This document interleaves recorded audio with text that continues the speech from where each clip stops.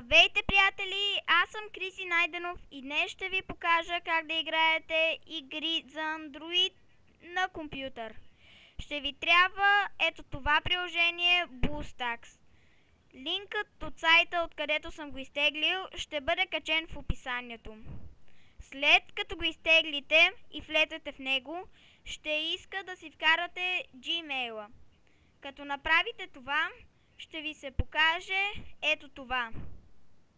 Ето виждате, тук е същото като Android. Има го и Google Play, откъдето може да си теглите игри. Както виждате, аз съм си изтеглил една игра, тя е Heyday. Надявам се клипа да ви е харесал и помогнал. Ако е така, дайте палец нагоре и се абонирайте за канала ми. Чао!